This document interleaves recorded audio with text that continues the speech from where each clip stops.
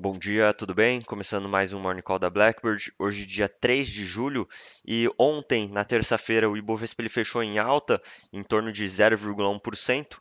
O índice ele foi pressionado por novas falas do governo sobre a situação fiscal e monetária, o que provocou também uma nova alta do dólar de 0,1% e chegou a um novo recorde anual durante o pregão de 5,70, mas fechou cotado a 5,66.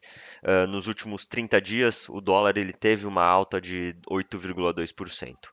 O principal destaque positivo foi PRIO, subindo um pouco mais de 1,3%, 1,4%, depois das organizações ambientais concluírem que a empresa atendeu a maioria das sugestões na avaliação técnica no campo de Oahu, que fica na bacia de Campos.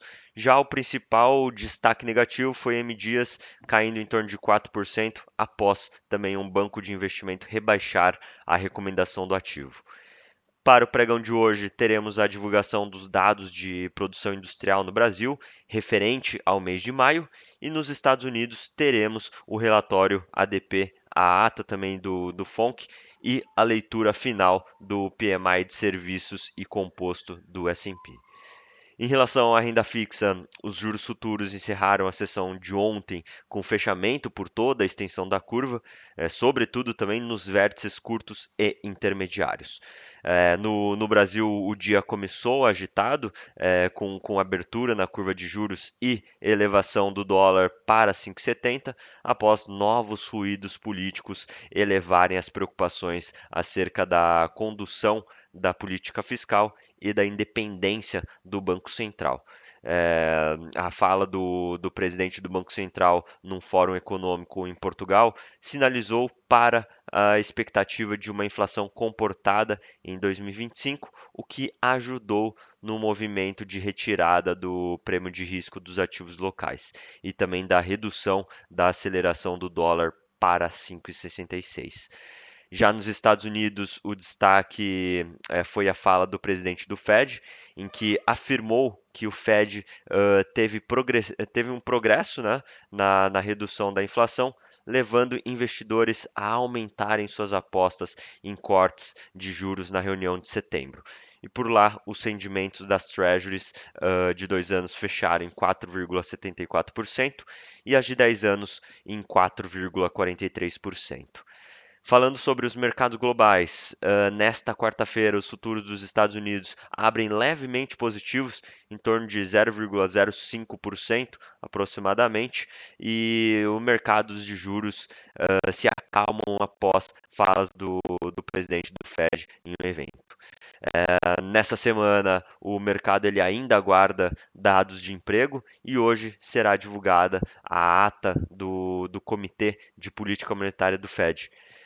Na Europa, as bolsas elas operam em alta, próximo a 1%, com alta liderada pelo setor de tecnologia. E na China, as bolsas elas tiveram performance mistas, e também dados de atividade econômica mostraram expansão no setor de serviços. E falando sobre economia, o presidente do Fed, o Banco Central, né, dos Estados Unidos, previu que a inflação pode retornar à meta até o final de 2025 e observou que o mercado de trabalho está mostrando sinais de arrefecimento. E apesar disso, ele pontuou que ainda são necessárias evidências adicionais para se determinar se a tendência de queda é sustentável. E nos Estados Unidos, o relatório JOLTS de abertura de vagas de trabalho veio acima das expectativas do mercado, mas continuou mostrando uma tendência de desaceleração, com a relação de vagas e o número de desempregados atingindo 1,24. Na China, o PMI Caixin mostrou queda acentuada no ritmo de crescimento, ficando pouco acima do nível que separa contração de expansão, puxado por uma piora nas expectativas futuras. E já na zona do euro, o PMI composto mostrou queda em junho, puxado pela deterioração adicional da manufatura, enquanto os serviços continuam a crescer, mas a um ritmo mais fraco. E na agenda do dia, destaque para o relatório ADP, de emprego privado, e para dois indicadores antecedentes de atividade, o S&P US Global Composite e o ISM também de serviços, ambos com expectativa de desaceleração na margem e em relação também aos indicadores nos Estados Unidos.